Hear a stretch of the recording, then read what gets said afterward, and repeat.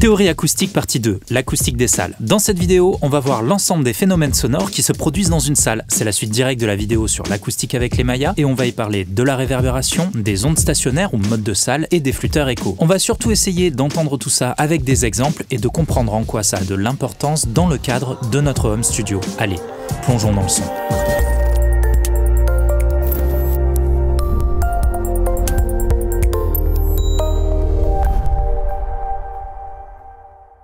Salut, c'est le monsieur des micros et sur cette chaîne je parle avec vous de technique du son, de musique et de home studio en essayant de rester le plus rationnel, pédagogique et fun possible. Si tu souhaites progresser en enregistrement et en mixage, commence par t'abonner à cette chaîne. Pour commencer cette vidéo, j'ai envie de te poser une question et de te faire réfléchir un peu. C'est vrai qu'on parle sans arrêt d'acoustique des salles, mais est-ce que tu t'es déjà demandé pourquoi les salles ont-elles une acoustique? Réponse A. Parce que Thomann a besoin de vendre de la mousse? Réponse B. Parce qu'une église sans réverb, c'est tout de suite beaucoup moins impressionnant? Réponse C. Parce que l'acoustique tic-tic et tac, ranger du risque? Tic-tic-tic-tic et tac, ranger du risque. Ou réponse D. Parce qu'elle a un sol, un plafond et des murs? Allez, on va pas faire un vote du public non plus, c'est une question à 8 € ça. Les salles ont une acoustique parce qu'elles ont des murs, un plafond et un sol. Pour le son, ce sont des surfaces sur lesquelles il va pouvoir se réfléchir, c'est-à-dire rebondir, mais aussi des formes de murs et des dimensions qui impliquent des résonances. Finalement, l'acoustique d'une salle, c'est l'interaction entre les sons qui y sont produits et ses dimensions, formes et surfaces. Et il existe 3 principales formes d'interaction. Les réflexions qui constituent la réverbération d'une salle, les résonances qui constituent les modes de salle et sont provoquées par les ondes stationnaires, et les échos qui constituent, les échos. Ouais, solide, ouais, bravo. Allez, vas-y, enchaîne. Commençons par voir ensemble comment fonctionne la réverbération et comment ça peut affecter positivement ou négativement ton home studio.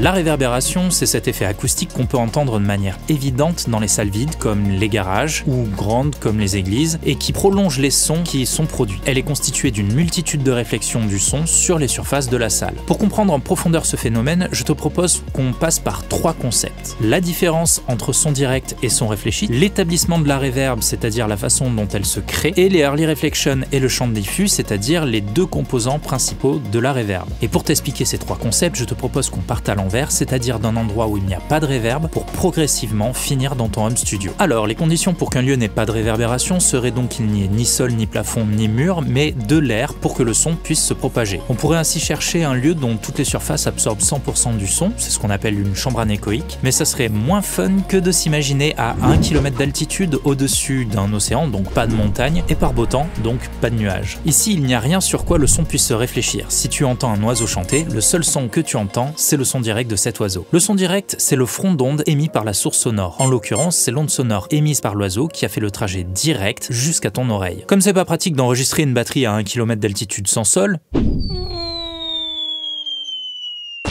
redescendons sur Terre et posons-nous sur un terrain vague et plat, comme par exemple le Salar de Uyuni en Bolivie.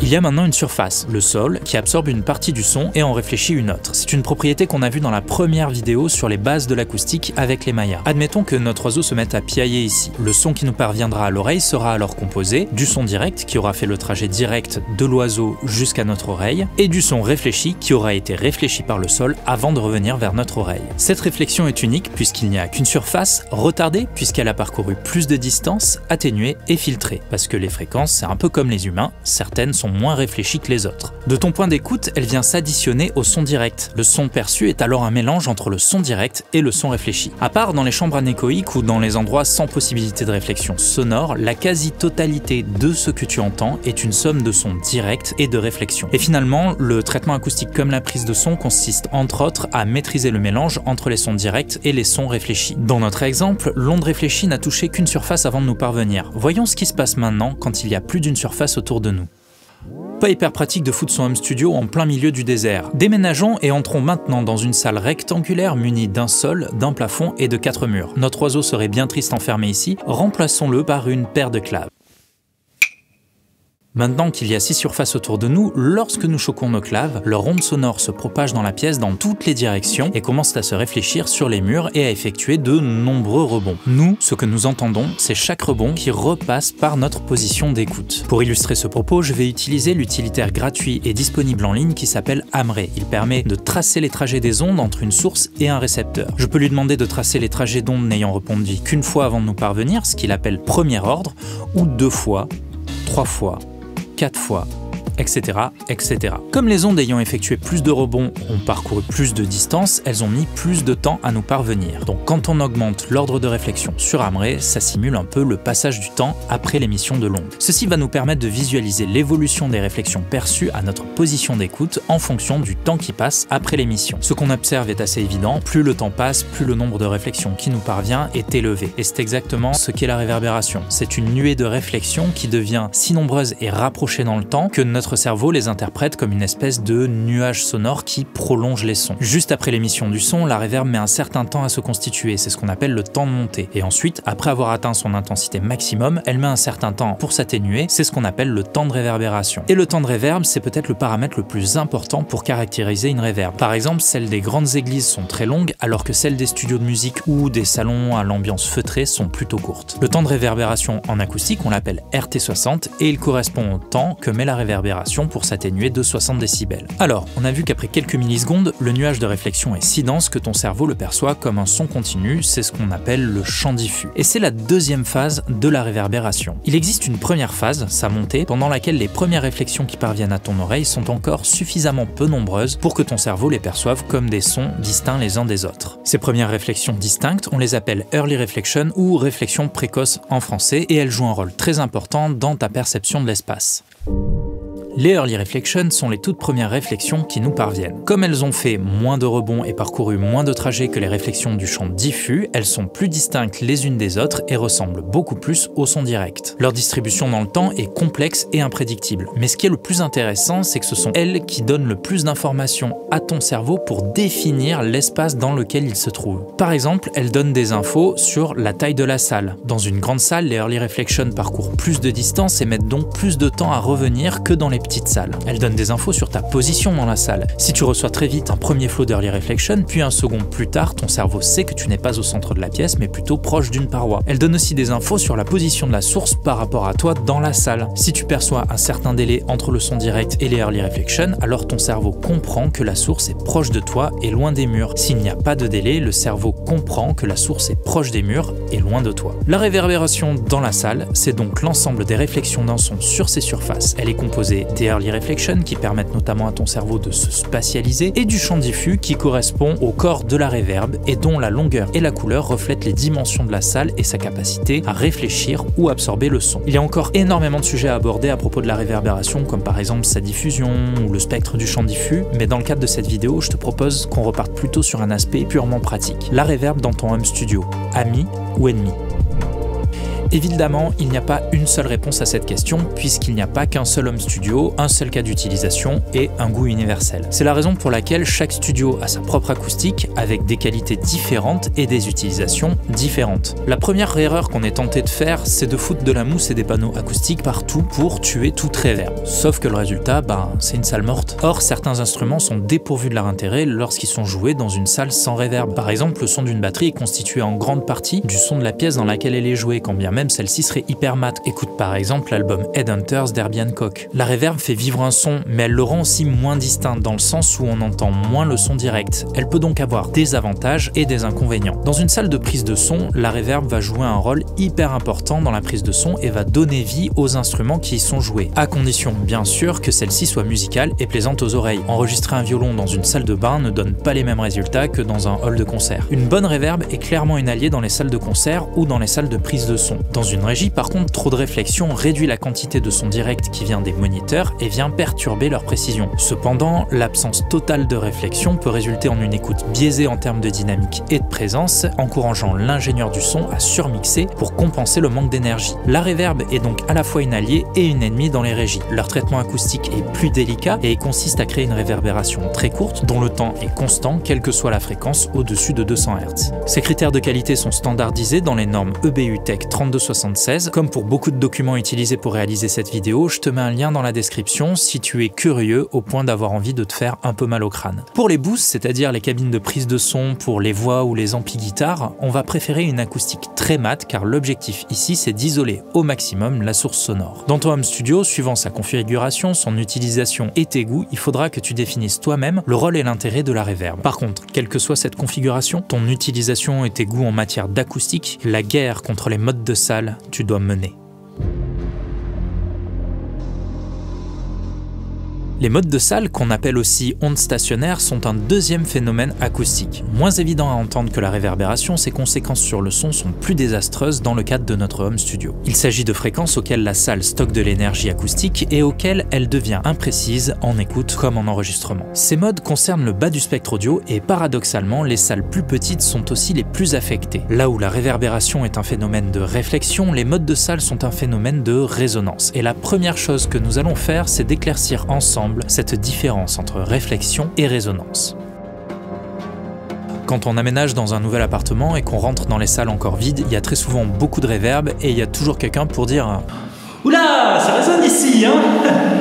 Eh ben non, ça résonne pas, ça réverbère. Et la réverb, c'est une réflexion, pas une résonance. Une réflexion, comme on l'a vu, c'est le rebond d'une onde sonore sur une surface. Un des points clés avec les réflexions, c'est qu'une fois qu'elles sont survenues, l'énergie au point de réflexion est de nouveau nulle. Autrement dit, l'onde arrive, se réfléchit et repart, ne laissant aucune énergie derrière elle. La résonance est un phénomène complètement différent. Lorsqu'une onde d'une certaine fréquence rencontre un système qui est sensible à cette fréquence, celui-ci commence à emmagasiner de l'énergie et amplifie l'onde à cette fréquence en relibérant doucement l'énergie stockée. Pour illustrer ce phénomène, l'exemple le plus spectaculaire à mon goût est une résonance architecturale, l'effondrement du pont de Tacoma en 1940. C'est un pont suspendu construit au-dessus d'une rivière et ses propriétés physiques l'ont rendu résonnant à la fréquence de 0,2 Hz dans son sens transversal. Un jour de vent parfaitement stable, le pont s'est mis à se balancer à cette fréquence. L'énergie d'oscillation n'a fait que s'accumuler pendant des heures et finalement, le pont a rompu. D'ailleurs, j'aurais jamais cru qu'on pouvait plier une route comme ça, quoi. Faut vraiment le voir pour le croire. Ok, alors maintenant, comment ça se passe en termes d'acoustique ? En acoustique, lorsque deux surfaces sont parallèles, elles deviennent un système sensible aux ondes sonores ayant une longueur d'onde égale à leur distance. Comme les ondes font parfaitement la même taille que la distance entre les murs, les creux et les ventres de pression ne se déplacent plus. L'énergie acoustique commence à s'accumuler et à être stockée dans les particules d'air et le phénomène de résonance se construit. C'est ce qu'on appelle des ondes stationnaires. En plus de l'onde qui a exactement la même longueur d'onde que la distance entre les murs, ces harmoniques rentrent aussi en résonance. Ainsi, l'ensemble des fréquences qui entrent en résonance est appelé modes de salle. Les modes de salle sont faciles à prédire grâce aux dimensions de la pièce. Utilisons l'utilitaire en ligne Amrock pour visualiser le phénomène dans une chambre de 12 mètres carrés typique. Les dimensions qu'on va utiliser seront 4 mètres par 3 avec une hauteur sous plafond de 2 mètres 40. Amrock nous prédit des ondes stationnaires à 43, 57 et 71 Hz pour les premiers modes ainsi qu'à toutes leurs harmoniques. Chaque fréquence correspond à une des dimensions de la salle et à une de ses harmoniques. Pour chaque mode, Amrock te représente aussi les zones de forte pression en 3D pour te permettre de visualiser la position physique des pics de pression. On remarque que plus on monte en fréquence, plus les modes de salle sont rapprochés les uns des autres. À partir d'une certaine fréquence, cette proximité annule leur effet et les modes se confondent avec la réverbération de la salle. Cette fréquence limite haute s'appelle la fréquence de Schroeder et ça n'a rien à voir avec la hauteur tonale du miaulement dans certains chats. Dans notre exemple, elle est à 289 Hz. Plus la taille de la salle augmente, plus la fréquence de Schroeder est basse et moins il y a de soucis de résonance. Cela permet d'énoncer cette remarque parfois un peu contre-intuitive. Plus les salles sont petites, plus elles présentent de résonance dans les basses fréquences. Plus les salles sont grandes, moins elles résonnent et plus elles réverbèrent. Ok, tout ça c'est bien beau, mais comment est-ce que ça se traduit de manière auditive ? Au mode de salle, on observe un double effet sur le son perçu. Le premier est une conséquence sur l'intensité perçue du son. Celle-ci est irrégulière suivant le point d'écoute dans la salle puisque les ventres et creux de pression sont fixes dans l'espace. Ok, donc par exemple dans cette pièce, si tu te trouves sur une zone colorée, tu seras dans un ventre de pression. Donc du coup le 57 Hz sera particulièrement fort à cet endroit-là. Par contre si tu te trouves entre deux zones colorées, tu seras dans un ventre de pression et le 57 Hz sera donc particulièrement atténué. Le deuxième effet auditif est une conséquence sur la précision temporelle temporelle du son aux fréquences du mode. Et ça, c'est dû à la libération progressive de l'énergie stockée par l'air à cette fréquence. Si une source émet un son dans une salle, de l'énergie acoustique sera stockée dans l'air aux fréquences des modes de salle. Lorsque la source cessera d'émettre, l'air va continuer à dissiper l'énergie stockée en faisant résonner ces fréquences pendant un temps plus long que les autres. Dans ma régie, par exemple, c'est le cas à 53 et 132 Hz. Je ne dispose pas encore d'un traitement efficace à ces fréquences et le résultat se voit dans la mesure. Ces deux fréquences résonnent 2 fois plus longtemps que les autres. C'est pas facile à entendre, mais il existe des salles où cet effet est particulièrement audible. Par exemple, tes toilettes ou ta salle de bain. Ce sont des pièces souvent très petites, dont les modes sont à des fréquences que l'on peut vocaliser. Ainsi, quand on chante sous la douche ou quand on parle aux toilettes, on peut entendre les modes de salle de manière très distincte. Bon, me voici dans la baignoire pour tester ça un peu avec vous.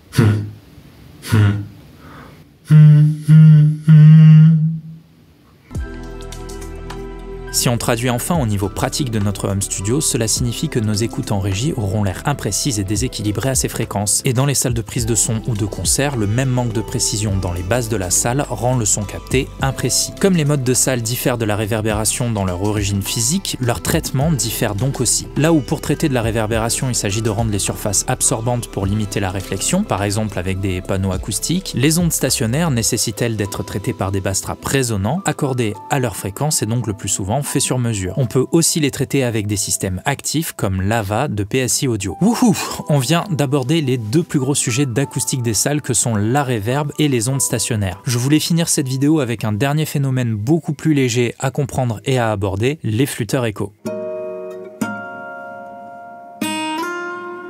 En montagne, entre deux parois très éloignées, on peut entendre un écho répondre à nos hurlements de touristes curieux. Dans nos petites salles, sur des dimensions de l'ordre de 2,50 m, lorsqu'on a des surfaces lisses et parallèles comme des murs en placo, des sols en carrelage ou du parquet, des plafonds, etc., il existe aussi beaucoup d'échos plus courts qu'on appelle les flûteurs échos. Ces flûteurs échos sont des répétitions très rapides de sons souvent aigus et brefs comme les attaques, les claps et autres percussions. Ils correspondent aux fréquences les plus aiguës émises dans la pièce qui font de rapides allers-retours entre les surfaces parallèles. Les flûteurs sont en fait des early reflection remarquables par une particularité un peu agaçante. Soit on les entend distinctement et ils parasitent le son direct, soit ils sont trop rapprochés les uns des autres pour être perçus distinctement et ils deviennent alors un écho tonal. C'est un sujet qu'on avait abordé dans la partie psychoacoustique de la première vidéo sur l'acoustique. Pour illustrer le propos, voici un clap parasité par un flûteur de 25 millisecondes, soit une distance de 9 mètres entre les deux surfaces de réflexion.